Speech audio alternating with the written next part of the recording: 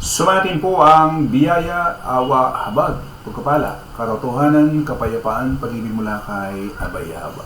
Isang magandang araw po sa bawat isa. Ang paksa po natin ngayon ay ano-ano ang karakter ng Diablo o Satanas sa banal na kasulatan na ating mababasa.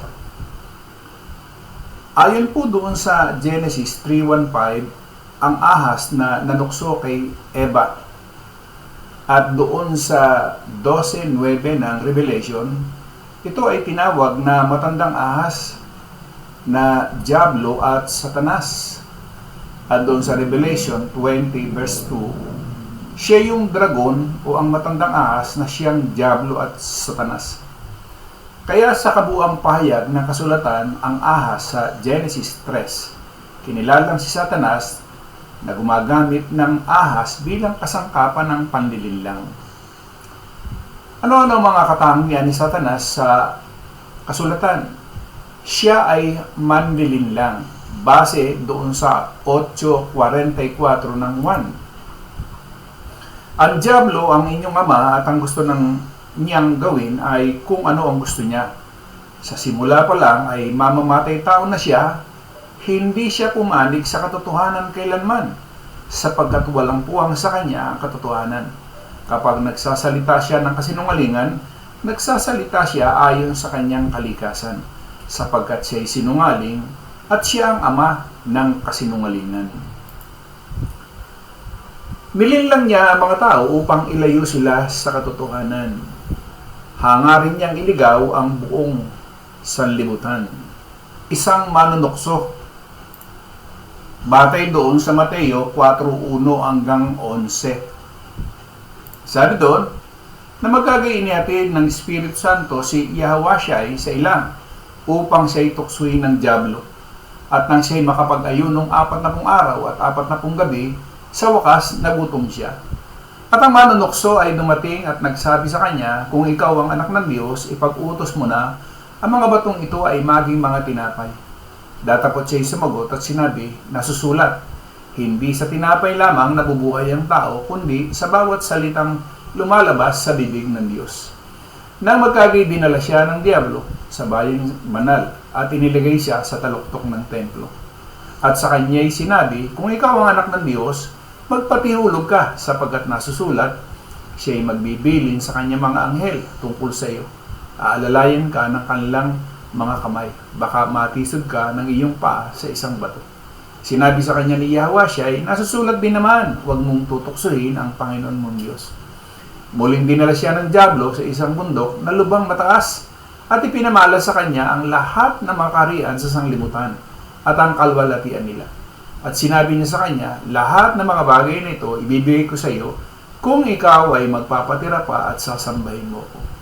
Na magkagay sinabi sa kanya ni Yahawasyay, humayo ka, Satanas, sapagkat nasusulat sa Panginoon mong Diyos, sasamba ka, at siya lamang ang iyong paglilingkuran. Na magkagay iniwan siya ng Diablo at narito, nagsidating ang mga anghel at siya'y pinaglingkuran. Gamitin ni Satanas ang pagnanasa, kayamanan, kapangyarihan at pagmamataas bilang tukso. Siya ay kaaway ng Diyos at ng tao. Sa unang Pedro 5:8. Siya ay kalaban ng bayan ng Diyos. Nais niyang sirain ang pananampalataya ng tao. Ang buhay mananampalataya ay may espiritual na pakikipagbaka.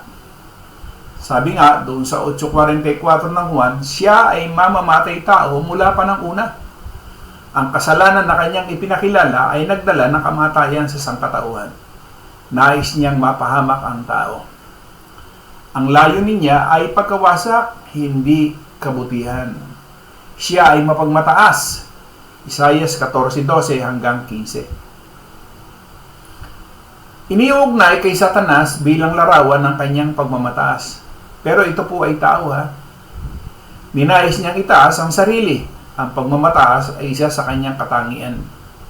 Isaiah 14:12-15, Ezekiel 28-17, 1 Timoteo 3:6.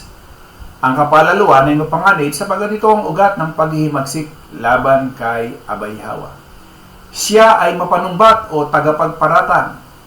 Revelation 12:10. inakusahan niya ang mga lingkod ng Diyos, ganito rin ang makikita sa karanasan ni Job. Habang si Satanas ay umaakusa, si Kristo naman ang namamagitan para sa mga mananampalataya. Siya ay marunong magkunwaring mabuti. Pangalawang Korinto 11:14. Maaari siyang magkunwaring anghel ng liwanag. Hindi lahat ng mukhang mabuti ay mula sa Diyos. 2 Corinthians 11:14-15. Mateo 7:15. Kailangan subukin ang bawat aral at espiritu ayon sa kasulatan.